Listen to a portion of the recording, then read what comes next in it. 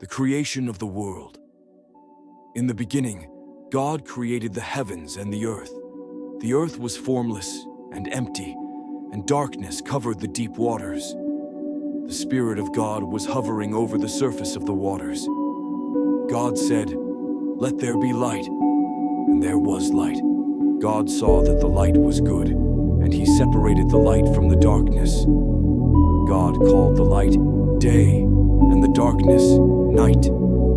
Evening came and morning came, the first day. God said, "Let there be a vault between the waters to separate water from water." And it was so. God made the vault and separated the water under the vault from the water above it. God called the vault sky. Evening came and morning came, the second day. God said, "Let the water under the sky be gathered to one place, and let dry ground appear." And it was so. God called the dry ground land, and the gathered waters he called seas. And God saw that it was good.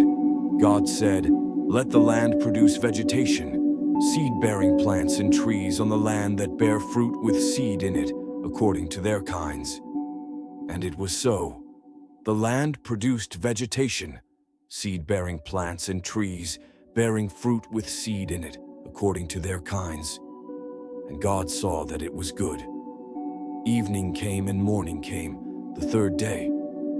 God said, "Let there be lights in the vault of the sky to separate the day from the night, and let them serve as signs to mark sacred times, days and years, and let them be lights in the vault of the sky to give light on the earth." And it was so. God made two great lights, the greater light to govern the day, and the lesser light to govern the night. He also made the stars.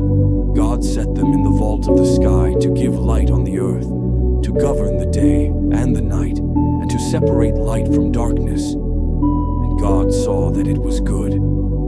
Evening came and morning came, the fourth day. God said, "Let the waters teem with living creatures, and let birds fly above the earth across the vault of the sky." So God created the great sea creatures and every living thing that moves in the waters, according to their kinds, and every winged bird according to its kind. And God saw that it was good. God blessed them and said, "Be fruitful and multiply, and fill the waters in the seas, and let the birds multiply on the earth." Evening came and morning came, the fifth day. God said, "Let the land produce living creatures according to their kinds, the livestock, the creatures that move along the ground, and the wild animals, each according to its kind." And it was so. God made the wild animals according to their kinds, the livestock according to their kinds, and all the creatures that move along the ground according to their kinds. And God saw that it was good. Then God said, "Let us make mankind in our image, in our likeness, so that they may rule over the fish in the sea, and the birds in the sky, over the livestock, and all the wild animals, and over all the creatures that move along the ground." So God created mankind in his own image. In the image of God, he created them. Male and female, he created them. God blessed them and said, "Be fruitful and multiply, fill the earth and subdue it. Rule over the fish in the sea and the birds in the sky, and over every living creature that moves on the ground."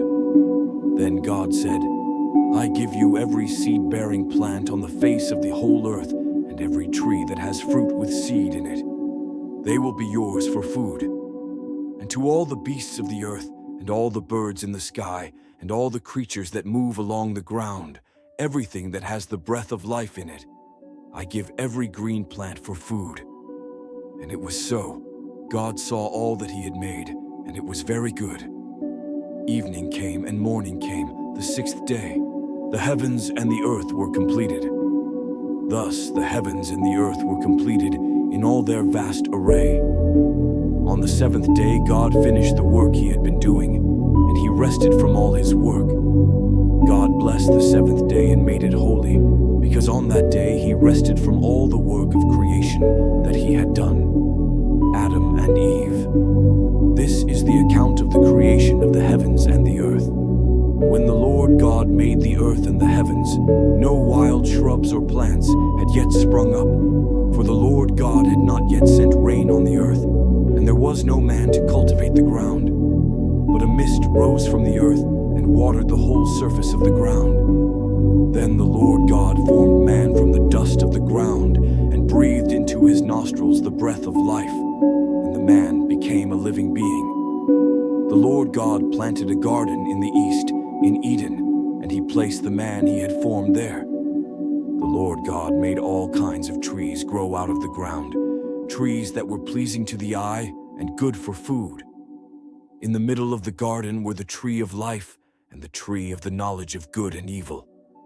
A river flowed out of Eden to water the garden, and from there it divided into 4 headwaters.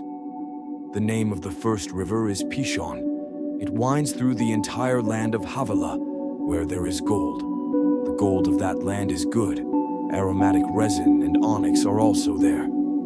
The second river is the Gihon. It winds through the entire land of Cush.